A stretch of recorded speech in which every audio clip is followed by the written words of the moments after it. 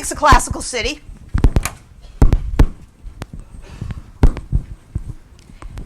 What makes a classical city?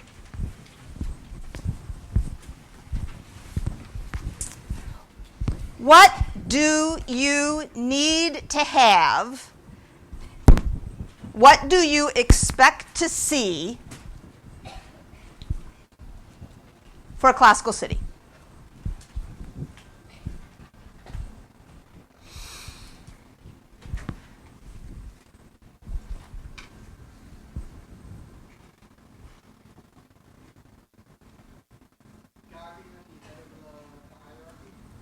God being a God being at the head of the hierarchy, by which you mean? For example, the temples we found with all the places that place, this was it, where they had the giant sanctuary of Artemis and then the figure of Artemis. So temples to gods, temples to deities. Temples to deities. Sometimes those temples, like here on the Acropolis in Athens and here on the Capitolium in Rome, are at the highest parts of the city, but not always. But temples to deities, different deities, not just one deity. I don't mean each temple has to be to a multiplicity of deities. I mean, there can be more than one deity worshipped in a classical city. In fact, there is always more than one deity worshipped in a classical city. It is a period with an expansive view of the cosmos. There are many ways to connect with the realm above us.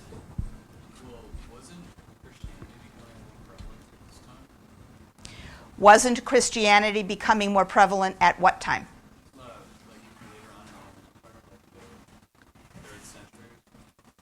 Christianity becomes officially accepted as opposed to persecuted under the reign of Constantine in the 4th century. It in no way eradicates the other religious beliefs or deities that are around.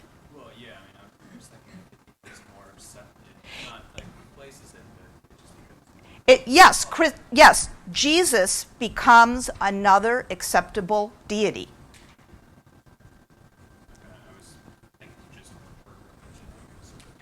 And in fact, on Thursday, we're going to look in a little more detail at a single sanctuary that is in existence from the early part of the classical period, the Hellenistic era, through the 5th century AD, that is, through a couple of hundred years after Christianity becomes an acceptable religion. But this pagan sanctuary continues to thrive, and the interplay between those. So that may be germane to what you're asking about. Christianity, in other words, does not change this fundamental feature, which is that there are deities, more than one, and their places of worship occur within the cities.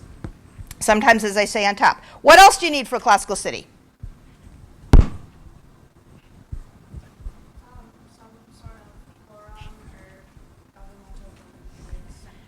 Some sort of civic center. So here in Athens, it's the Agora. And here in Rome, it's the Forum. And on the edges of those civic centers, here in Athens, here in Rome, there are generally more temples to yet more deities. So there are some temples that are on the high points of cities, but there are some temples that are right down in the neighborhood.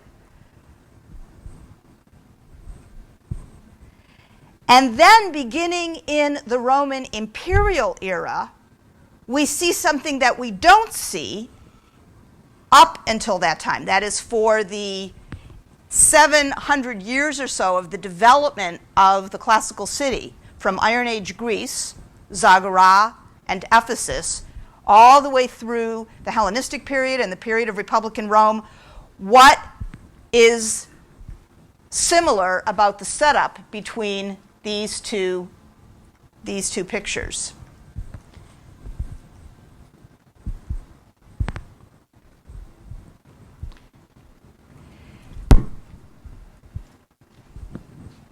You're looking at individual elements, and those are important.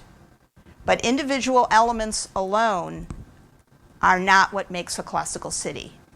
What makes a classical city also is how they relate to each other, how they are organized vis-a-vis each other.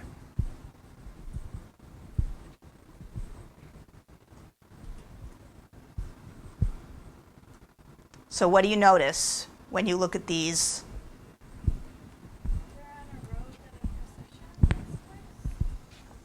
Well, yes, they are, but that's not necessarily the case. I mean, these happen to be two major cities, but any classical city will have an agora or a forum, depending on if it's a Greek or a Roman city, and temples, and there are not such processions necessarily in every place, but that wouldn't mean that you wouldn't call it a classical city.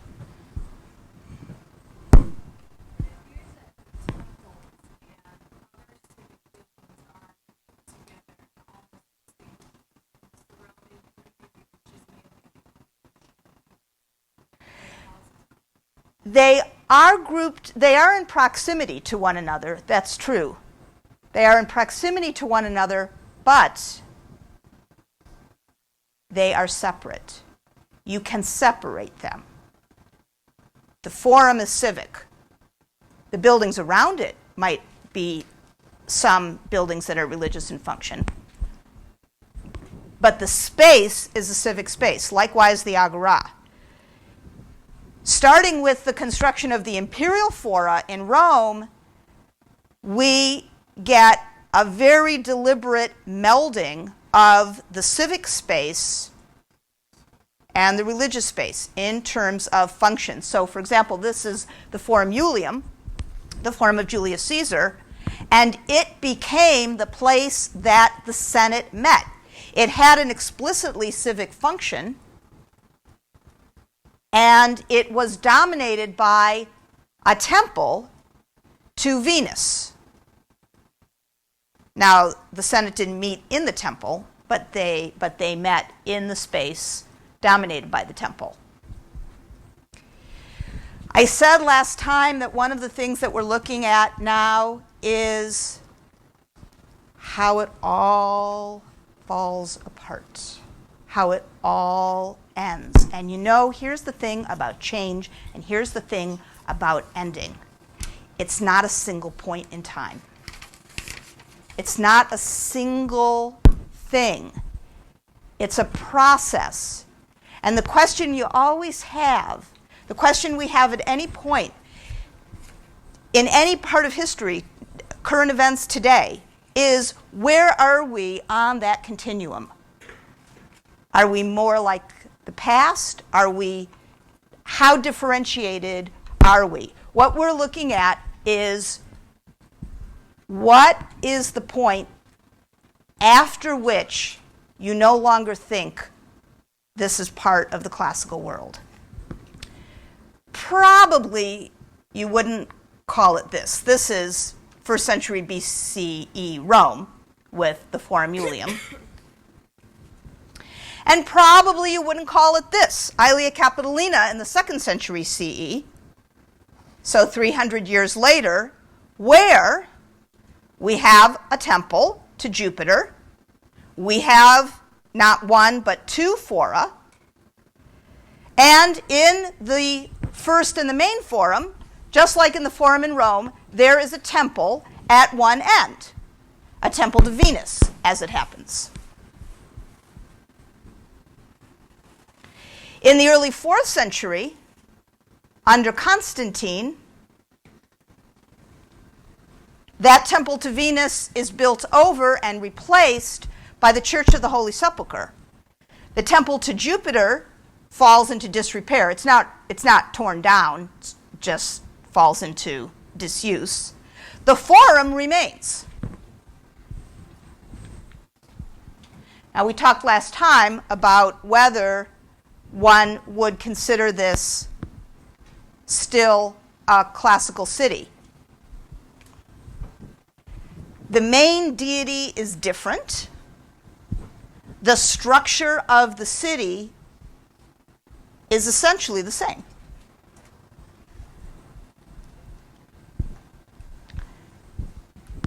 You hold that thought, and let's go to a new city, the one that Constantine builds for his new capital. When Constantine enters Rome for the first time in late October of 312 CE, he's never been there before. He comes from the far northwest of the empire. In the time of the Tetrarchy under Diocletian, Rome was no longer the capital because the empire was not one unified thing. Instead, there were these 4 divisions, and there were 4 new capitals that had been established for the new tetrarchic divisions. And for the division that encompassed Italy and North Africa, the one that Maximian, the father of Maxentius, was in charge of, the capital was moved to Milan in modern-day northern Italy. Because, as you can see, it's more centrally situated for the population centers. Now, when Constantine enters Rome, he's not really disposed to re-elevating Rome to some revived political power. For one thing, it's the seat of a very old and fuddy-duddy and essentially anymore irrelevant Senate. The seat of power now is with the armies. These guys who get elevated to these roles are generals who control legions, not senators who happen to own a bunch of land and a nice villa. So Constantine, first of all, when he enters Rome, he then is holding this part, the eastern part of the empire, and it takes him a little while to add first the Balkans, and then finally, 10 years later, the rest of the eastern part of the empire.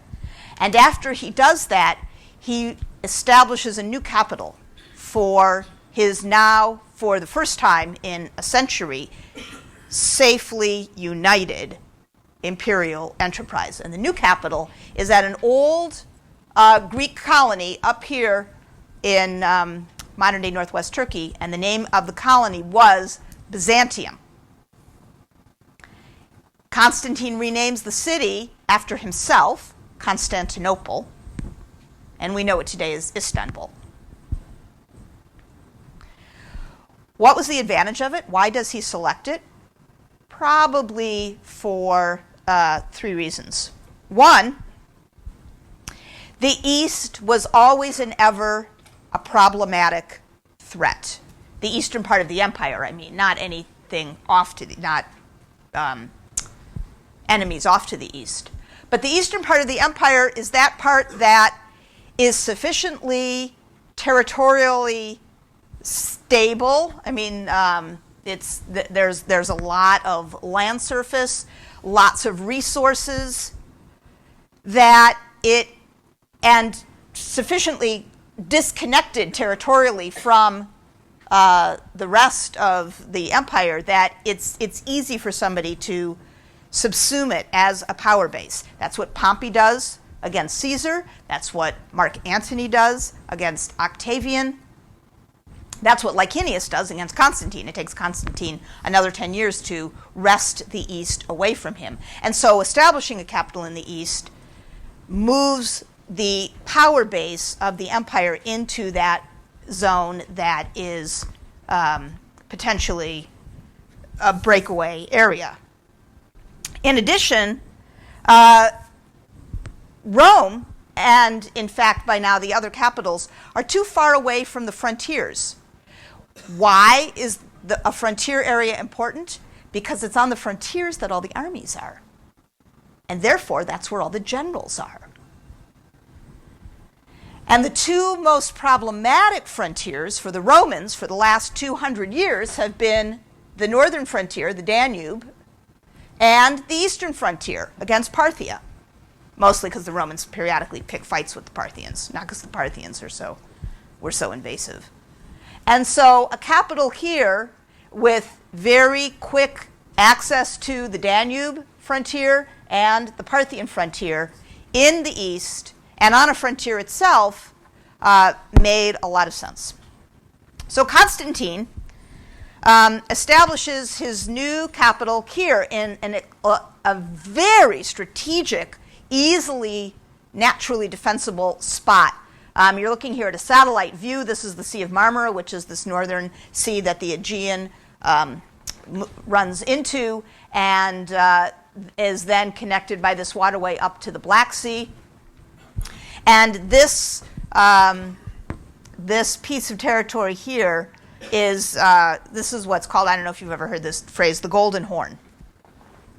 And it is on this spot that Constantine in the year 330 establishes a new city of Constantinople. He builds walls, the land walls, to protect the Golden Horn, to protect the territory of the city itself. The walls still stand, for the most part.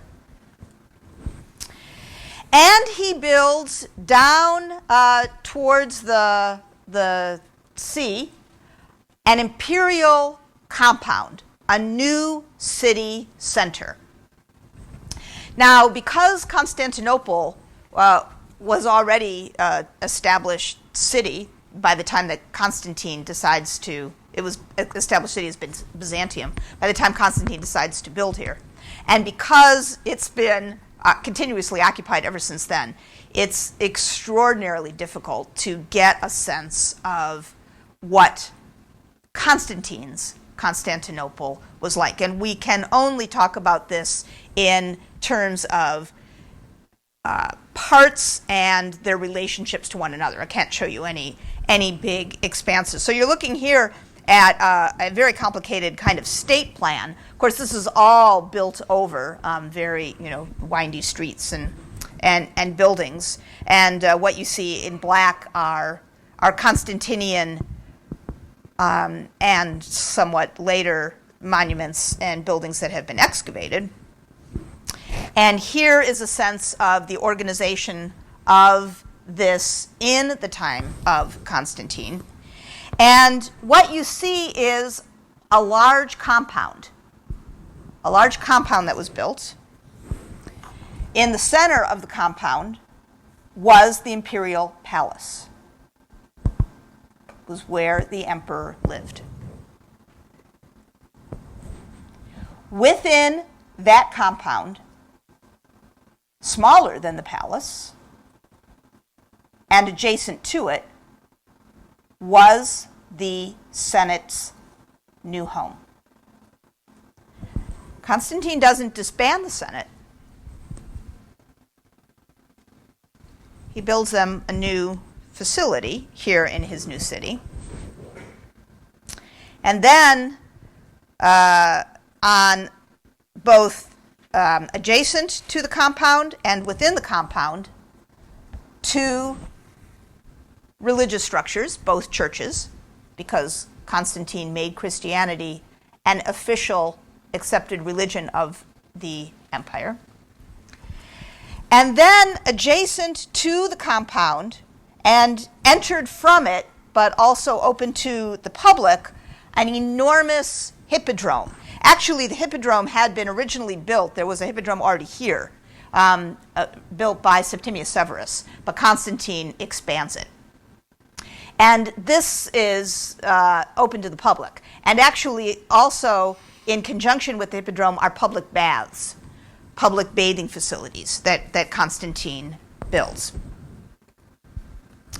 If you go to Istanbul today, you can see the church that he built. It's now a mosque, the Hagia Sophia, the Church of Holy Wisdom.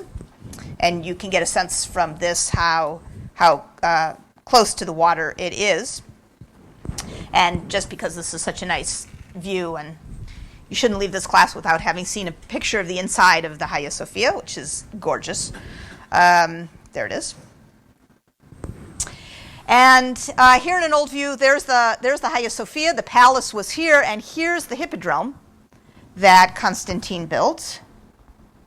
And you can see that it today is a big public park in the city. And this is the spina, the spine of the Hippodrome. And this is how it would have been, I suppose, something like that. In antiquity, its capacity was, what did I write down here? 80,000. That's significant. 80,000. You can see the church, and you can imagine behind these tiers of seats right back there is the palace. There's the imperial box, and Constantine and his successor emperors would have been able to enter directly from the palace to here, but it was a facility for the public that then the public entries were down here. And if you go today, you can see the objects that adorned the spina of the Hippodrome. This is an obelisk taken from Egypt. It's an obelisk of the pharaoh Thutmose III. It dates from the 15th century BCE, and it was transported to adorn the spine of the Hippodrome in Constantinople. So, palace, Augusteum, that's the Senate, the church, and a second church, and the Hippodrome.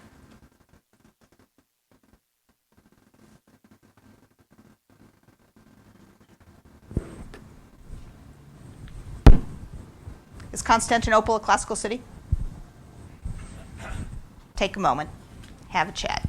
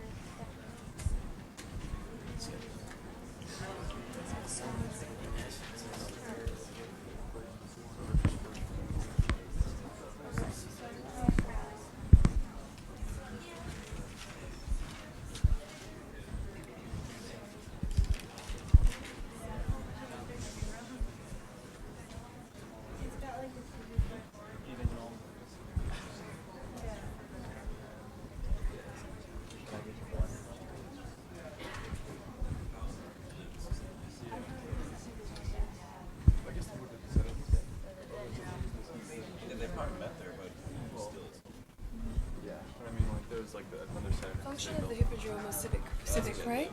No, it's entertainment. It's public entertainment. Public entertainment. Okay, so maybe, yeah. Alright, public entertainment. What would you call this? Civic.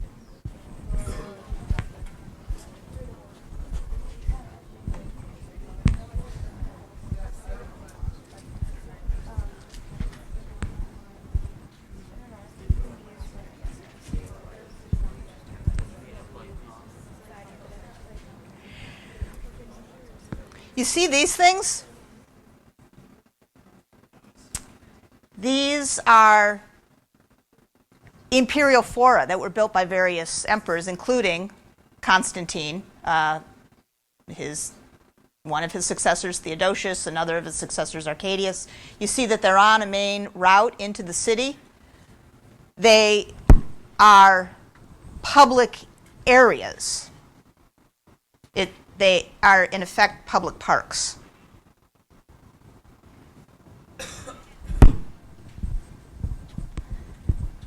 Is Constantinople a classical city? What do you think? I would say No. How many people say no? Only a few. Just a few. Why?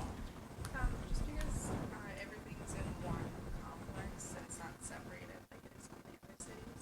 Everything's in one complex. And when you say everything, what do you mean? I mean, the palace where the Senate meets, and then their church is in a complex with it. I mean, there is a separate church, but there's one within the complex. So domestic, the palace, civic, the Senate, religious, the church, all melded together inside one compound. There also isn't like a temple which doubles as a civic center, like there was in Rome. You mean like in the Imperial Fora? Of course, that's a new addition, that melding. Technically, there's only one, well, according to the map, there's only one type of temple, and it's a church. And originally in the classical city, you said there were multiple temples to multiple deities. Here, there's only one single deity. That's right. This is an old city. It was a Greek colony, and there's a Greek acropolis here, actually. And there was a temple up here, a pagan temple, a classical temple. But like the Temple of Jupiter in Aelia Capitolina, nobody goes there anymore. There comes to be one deity for Constantinople. So a number of you did not raise your hands. Did you raise your hand? You. Well, either one of you, I was pointing to you. Hi. You. Yeah. What do you want to know? Is Constantinople a classical city? You did not raise your hand, I didn't think. Oh, you are agnostic. Not paying attention. Next, you. Alright, well, I think it is. You've got multiple churches, palace. You think it is a classical city? Yeah. Because? Well, there's multiple churches. It's the same deity. You got a palace, public facilities, Senate.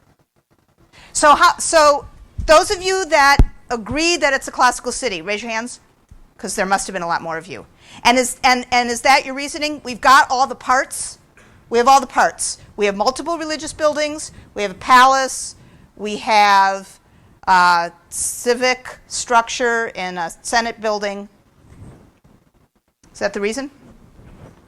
Yeah, all the structures were, it's the essential, basis for classical city. Variables of cities that we went through earlier. You got the public facilities, palace, it's a place for Senate. So we have about 2/3 of the class who says what you need are the parts. If you've got the parts, you've got a classical city. And we have about 1/3 of you that say, yeah, we have the parts, but the way they're arranged suggests that something different is going on. Plus, in one of those parts, the religious part, we no longer have multiple options. We just have a single option. So we have the structure, but the content is different. But if we're going for the structure, couldn't you argue then that modern-day Washington, D.C. is technically a classical city? We have the government buildings, we have the White House, we have multiple deities worshiping Washington, actually, and we have many parks and civic centers, so wouldn't that make Washington, D.C. a classical city?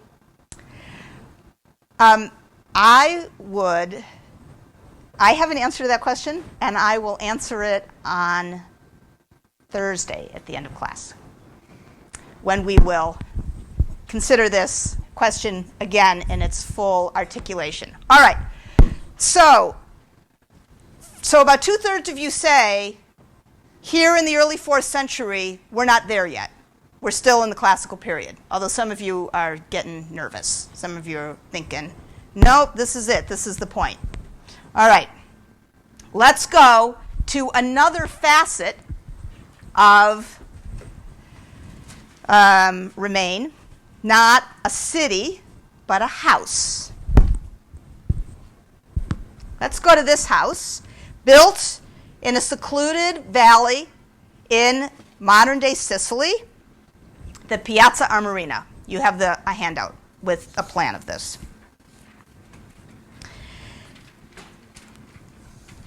The Piazza Armerina is a private house built over the remains of a 2nd century CE house built in the early 4th century CE. Basically around the time that Constantine enters Rome and eventually founds Constantinople. So we're in that same time period.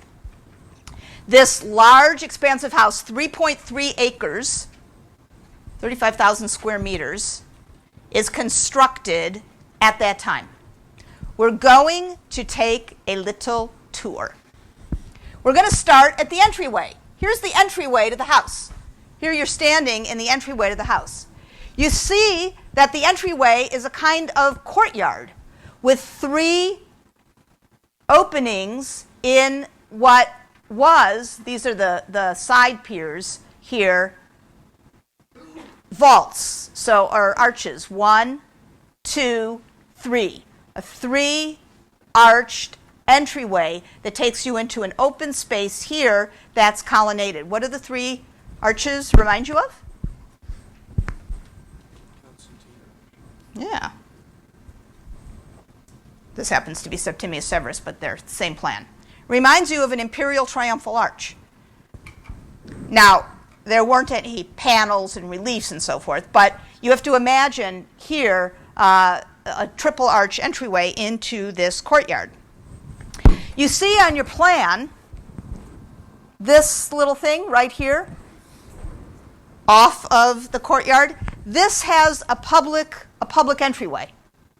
That is, you don't have to go into the house to get to this. You know what this is? Not really a bathhouse. What does this look like?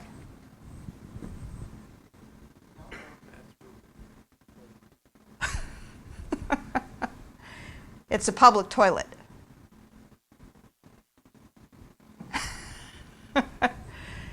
So, you sit on these. Not too much for the way of privacy, but nice capacity. This is public.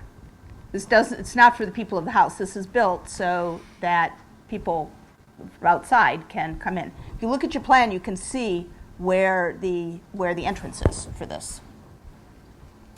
When you walk in from the main courtyard, you walk into another little foyer, and then immediately inside, sort of sticking into the courtyard, this little niche is for the household gods, a lararium, just like the lararia in houses in Pompeii. And the one you see here on the right is from Pompeii. It's not the one from Piazza Marina. I don't have a picture of that one. But it's the same thing. So you have a little shrine for the gods of the house. You have a beautiful, large courtyard, enormous. 32 columns surround the perimeter. Big pool on the inside. What kind of houses have what kind of courtyard is this? Peristyle. And let me say, because I saw some quite hilarious spellings, including, and I can see how you could think this, including Paris, as in the city in France, style. But that is not what this is. This is not a style of courtyard which is like Parisian. This doesn't have anything to do with Paris, France. It is peristylos from the Greek, which means columns around. And here's how you spell it. Peristyle. Peristyle. Peristyle court. What sorts of houses have we seen that have peristyle courtyards? Delos, yeah. Greek houses. And also, eventually, Roman houses that add peristyle courtyards in the back, like for gardens. Now, the arrangement of this house with its peristyle courtyard as the center of the house itself, you don't see an atrium here, that aspect is Greek. There's a whole wing down here, which is a bathing complex. The entrance that you're looking at here is the entrance from the house itself. And you can see that from the house, the entry from the house, there is a mosaic. There are tons of mosaics. 400,000 square feet of mosaic floor in this house. Mosaics out the wazoo. And in this mosaic, the lady of the house, the domina, the wife of the owner, stands. This is kind of like a welcome mat. She has servants on either side and her two sullen children to her right and to her left. And she is very beautifully dressed in elegant robes. And you get a sense of her status from the fact that she has servants. And you get a sense of her societal place in that she has her children on either side of her. And that entry room leads into, if you can see it on your plan, a long hall with two apses on either end. And there is a mosaic floor decorating this hall as well, and the mosaic shows a chariot race. Here's a drawing of the whole thing, and here you see part of it. Here's the spina, the spine of the Hippodrome, with, look, an obelisk with even fake...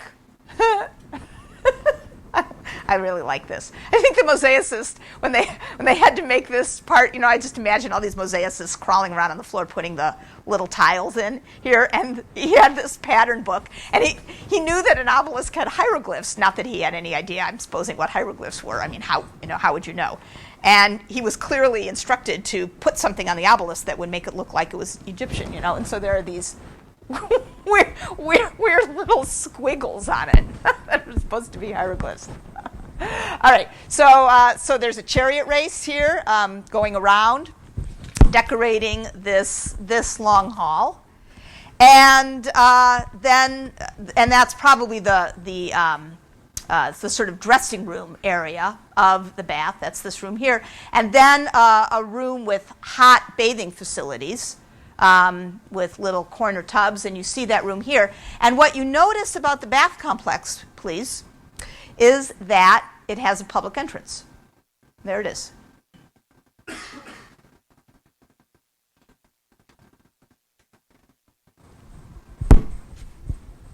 So this is both for the people who live in this house and for some people around. This wing of the house seems to be,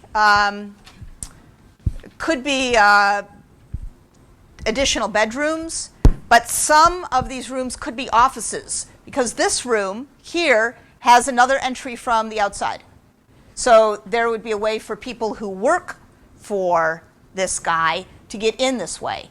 And the floor of this room, which you see here, you can see to the peristyle court beyond. The floor of this room has a fantastic mosaic, which is called the Small Hunt, because there's a bigger mosaic with a hunt elsewhere in the house, and that one's called the Large Hunt, so this one's called the Small Hunt. And in the Small Hunt, you see, along with chariot racing, hunting is another kind of,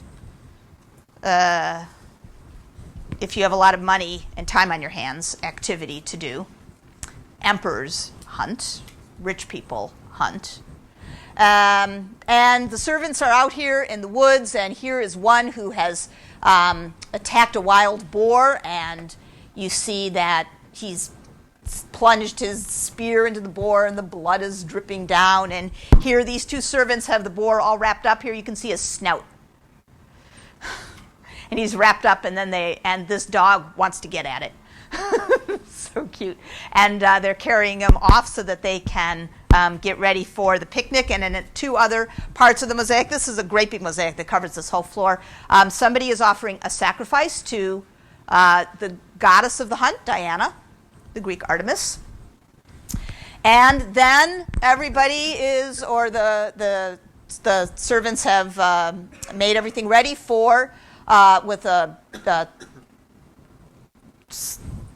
blanket or some kind of covering strung beneath the trees, so to protect people. Seated, how are they arranged? How are the people who are seated here arranged?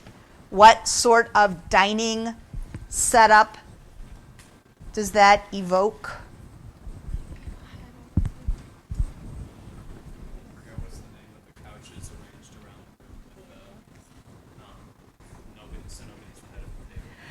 With the couches arranged around the room so that nobody is the head of the table, that's an andron. Yes. In a Greek house. You think that Well, kind of. They're lying on couches in a circle. they're lying 1, 2, 3. Yeah, that's a triclinium arrangement. So not the Greek arrangement, but the one in a Roman house where there are 3 couches with one center one at the head.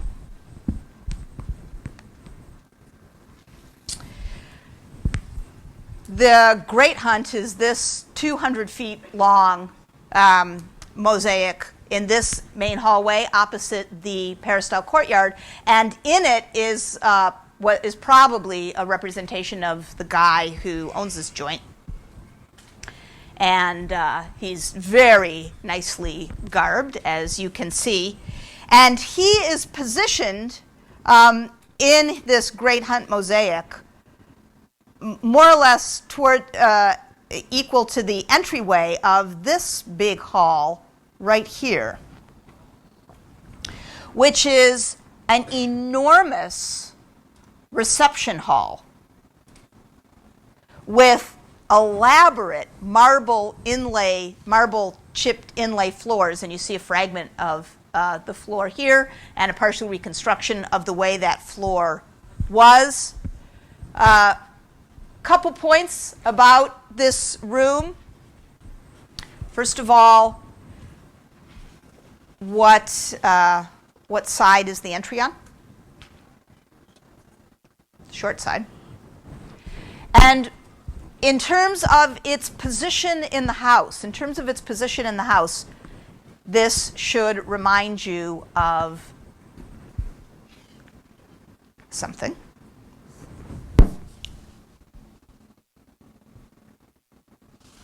So you enter, here's this open courtyard, and then on the other side of the open courtyard is this very, very large, very elaborate reception room.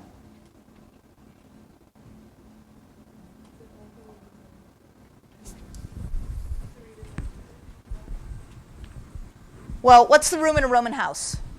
That's that room. There's a room in any standard Roman house.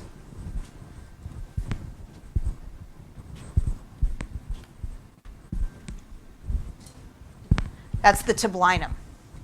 Here it is. So that is the traditional spot in a Roman house where the master of the house receives guests. But what we can tell from the size of this room here is that this is not just receiving guests. This is practically taking on the trappings of local power and authority. Because this is not a small, modest reception room, but almost a basilica in its size and with its decoration and with its apsidal and here in terms of plan. Now this wing of the house here is essentially the private area of the house. I mean to say, it's the main area where the people who own the house live.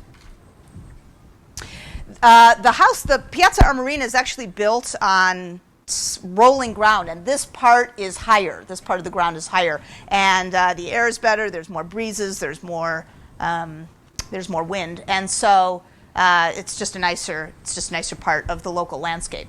Here is a comfortable little wing off of this main hall, which is almost certainly where if not the master of the house, somebody pretty important stayed. And you can tell from the mosaic decoration that it's probably a bedroom. So here is the mosaic decor in this compound, and this little inset is this with this lovely couple, she seeming quite amorous and unable to keep her clothes on, and he also getting ready.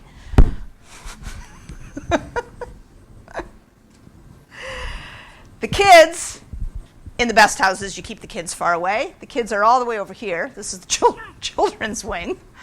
It's an excellent arrangement.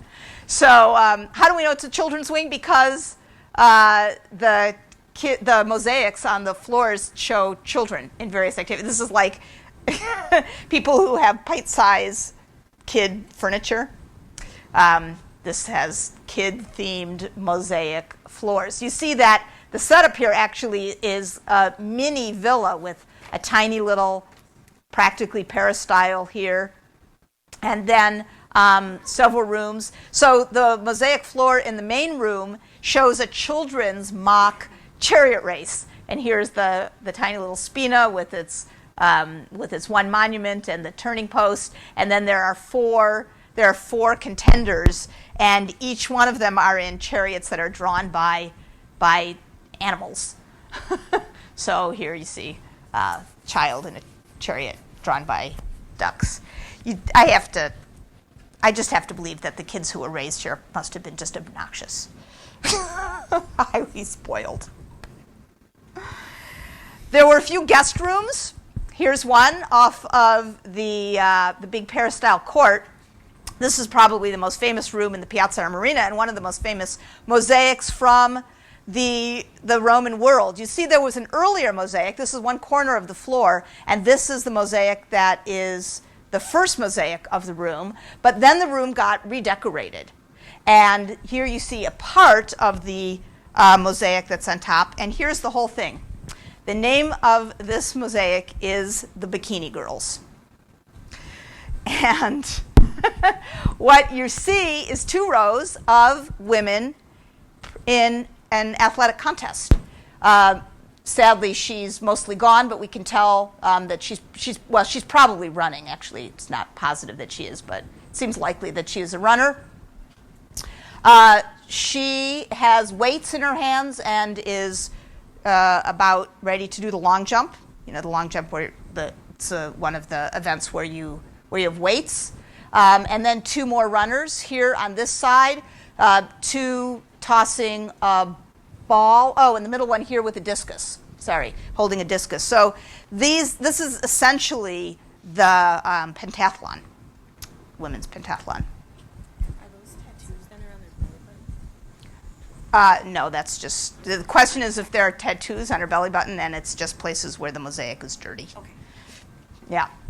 And then down here on the bottom is the prize stand. So here's the winner. And she's got the big olive branch and the wreath on her head. And this lady is about to be crowned with a smaller branch, so she must have come in second. And the question, of course, is what is this? We have no evidence other than this mosaic for the existence of women's participation in athletic events. Officially, that is to say. There were plenty of athletic games in classical antiquity, plenty. There were, of course, the Olympic Games and the other Pan-Hellenic sanctuaries, and many, many cities established games. And it is possible that there were, just the way that we have, Little League and community rec organizations, there was a locally sponsored set of athletic events that were allowed to include women, and this is a representation of that. Other people have thought that this is a joke. It's like a parody. Some people have thought that they were performers, that it's not an actual athletic contest, but a kind of performance. Instead of a dance, something different and more interesting. And nobody really knows. We just have the mosaic. What it does indicate, however, like the sacrifice to Diana in the small hunt and the lararium in the beginning of the courtyard, an acceptance of a complete inhabiting of aspects of classical pagan culture. There's a big, elaborate dining room here. This big, elaborate dining room has an outside entrance so that you could be invited to an event here without actually coming into the house, although, of course, there were entrances from the house into the dining room, too. There's a reception hall with a big peristyle court, and then the dining hall itself with these amazing mosaics of probably the owner of the house in the guise of, you know who this is supposed to be? This is a animal skin cape. Yeah. So Heracles in Greek, Hercules in Latin. And in the other apses, the mosaics show the labors of Heracles. So here, for example, is Heracles wrestling one of the mares of Diomedes. That's one of his 12 labors. And he's quite muscled up and giving this mare a licking.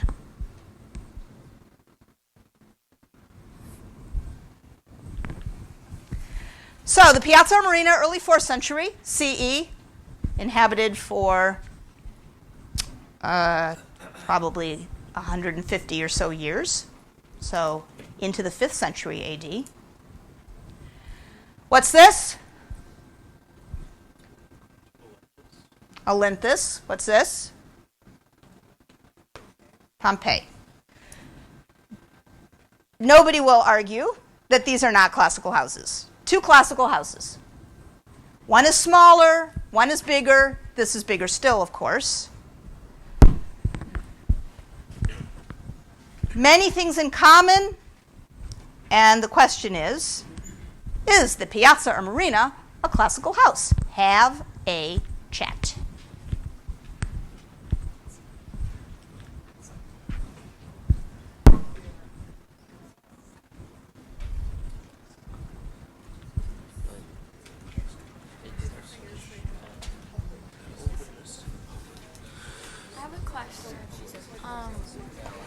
What's the point of having them share it with the public? Like, I mean, why wouldn't they just keep it to themselves if they're so like wealthy and stuff? Like you think that if somebody's that wealthy, they wouldn't share it with other people because it doesn't benefit them. Well, remember on the Arch of Constantine, what is one of the small friezes on the Arch of Constantine on the front side? There's the oratorio where he speaks, and then what's the second one? Where he disperses the wealth. Little offices for little people in that one? Yes, yes. So what has come to be accepted is that the economic well-being of people are partially dependent on the largesse of the ruler. Do we know who built this? We don't. I have a question too. So there's two reception halls, 2D and 4. Those are both reception halls? Yeah. Well, this is a peristyle for the dining room complex, Okay. and this is a reception hall in the house. So you could come in and. So one's more of a public reception hall. and one's Well, for him and his. Well, this is. I mean, people would have come in here to address him, make a request, ask for something. This would be where he would sit here and receive people. Then there's also 2 dining type halls. No. Or is it just the mosaic that was the dining? This is the dining area right there. Got it. First one's more of a... All right, what do you think? You think that it is. Why? Because it's public and private. Because it's public and private. How many people think the Piazza Marina is a classical house? Raise your hand.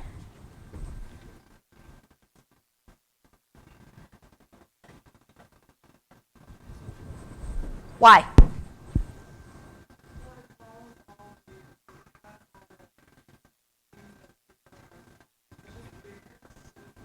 It has all the things that every other house had. It's just bigger. All right, so things that all of these houses have in common. Public and private. Yes? Yes? How do you know? Not really any public entrances or anything. They're not public entrances. It doesn't, it doesn't mean that you can't let people into your house. And you can have a big dining room and a big living room. You can have guests. It doesn't make your house public. So one tip-off, of course, is how many ways into the house. How many ways into this house? How many ways into this house? Okay, so not public and private. But other things that these houses have in common. Things that this house has in common. All three houses have in common. They all have a courtyard. Something else. That was yours. Something else. They all have a space which is nicer that other people would be allowed in it. So here it's the andron.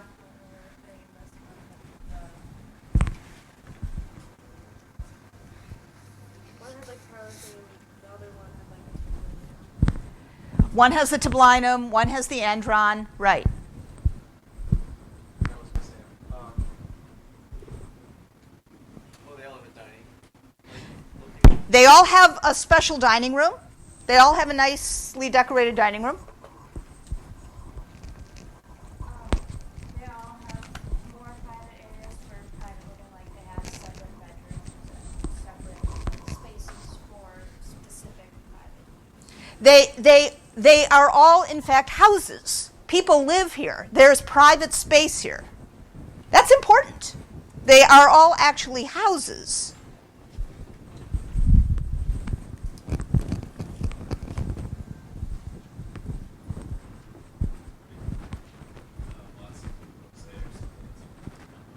They have similar kinds of interior decor. This one, as was pointed out, this has more of everything. Okay, we can all agree about that. But yes, they have nice interior decor. They all have an interior shrine. They all have an interior shrine. Now, we don't have a special interior shrine mostly in the houses of Olympus, but we have those little terracotta figurines. You remember the terracotta figurines. Not the figurines of gals just sitting around having a chat. Figurines of deities, little deity figurines. So there is a kind of house worship in all of them. Other things that they have in common.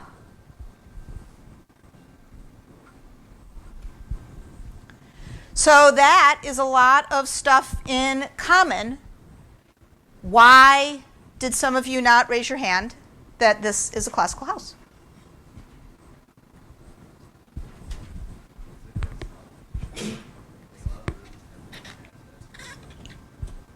A lot of the rooms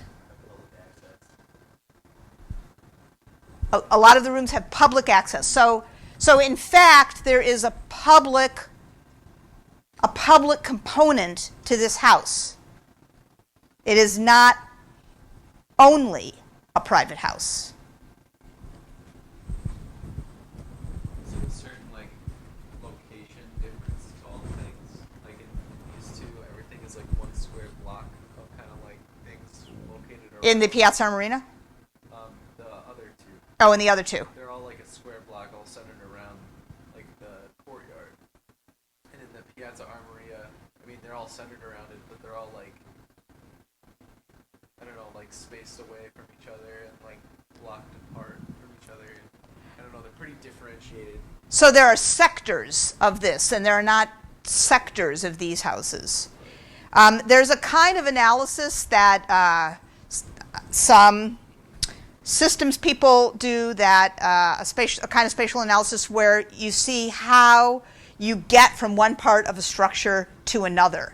And in these houses, the tree that you make of access, you go here, and then from your first entry, you can go pretty much everywhere. And likewise, in this house.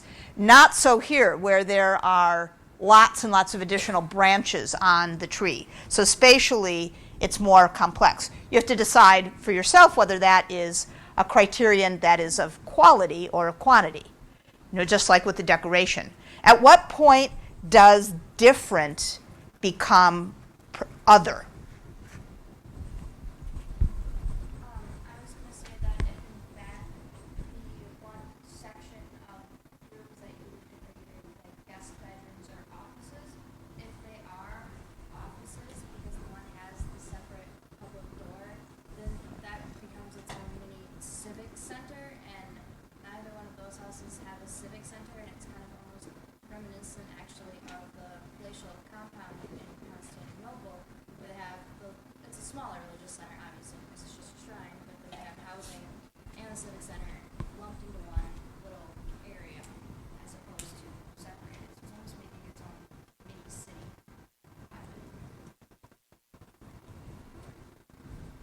Yes. I just have a question. When is a door like not a door? It's not a joke, but like for instance, my apartment has 2 doors. My mom's house has 5 doors. Both of those are private, but she has 3 more doors than I do. When can we say, yeah, these small houses have 1 door, but this 1,000 square foot door house has 30 doors? Excellent question. Absolutely. That's an excellent question. That is a very good point. It's not in and of itself the number of doors. And that connects perfectly with the comment that we just received. So think about where these additional doors in this house go to. They, as has now been pointed out in the last 2 comments, this house has a lot of parts. And the parts are kind of disarticulated. They are not arranged neatly around one central area. So and that's what these Roman numerals have to do with here. So there's an entry part, there's a bathing area, there's this center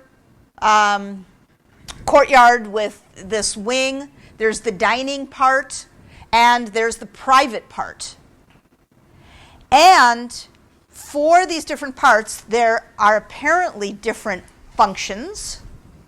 So this seems to have some kind of office function. And the suggestion there is because the decorations inside here are very, very simple. They aren't sort of personally elaborate. This looks like a guest room because of the Bikini Girls. It's kind of private and fun and personal. But these are just little geometric designs on the floors. There's nothing special about them. That's the reason that most people think that this is a kind of office area. This is a bathing compound. You may remember that I said at Constantinople, when Constantine expanded the Hippodrome, another thing that he did was built for the people there a bathing facility. That's one of the things that emperors do. They provide for the public welfare. So that bathing complex near the Hippodrome in Constantinople is a public bathing area. This is not an entryway where you just get into another working part of the house. This is an entryway where you just go to the bathing compound. This is an outside entry so that you can go to the bathroom in a much nicer place than in the field behind your house. This allows people who work here just to come into this sector of the house. This entrance is so that you can, if you're invited to a big party or reception, come directly there.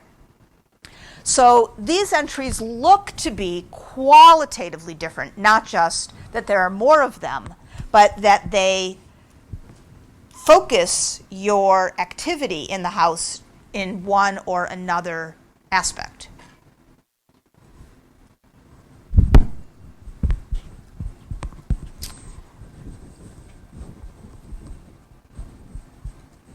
Let's have another vote. Just out of curiosity. As always, there is no right answer, so therefore there is no wrong answer. It's just your opinion. A classical house. Lots and lots of stuff in common here.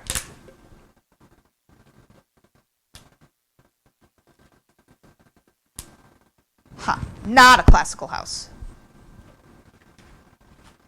If it's not a classical house, what is it? All the way in. Mm-hmm.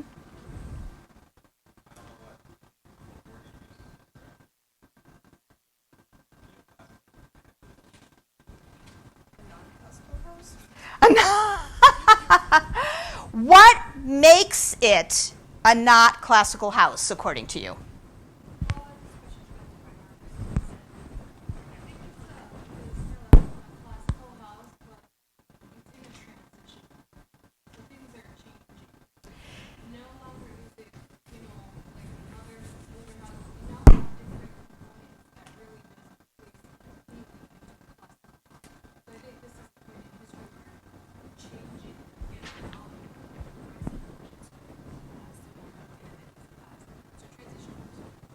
I don't think anybody would argue with that. Absolutely. Just like Constantinople. So you guys were pretty divided about that too. This is the same period. We've got the parts. The parts are the same.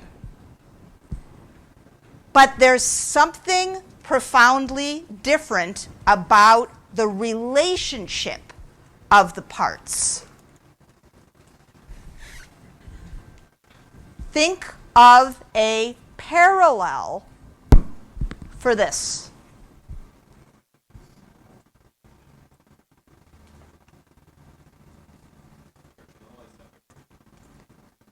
But that's not a house. The Church of the Holy Sepulchre is a single function building. There's only one function to it. It is a religious building and nothing else. But I'm talking about function. We've talked about a lot of functions here.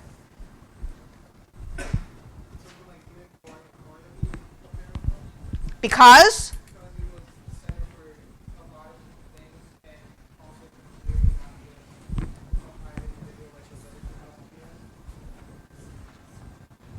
I would say so.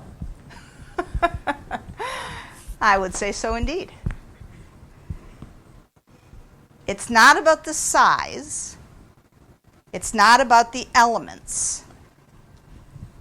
It's about how the different functions work. And fundamentally, it's at the level of an individual. If you live in the vicinity of this house, and if you live in the vicinity of this house, you know something that people who lived in Athens or Republican Rome did not know. You are not as important as the person who lives in this house.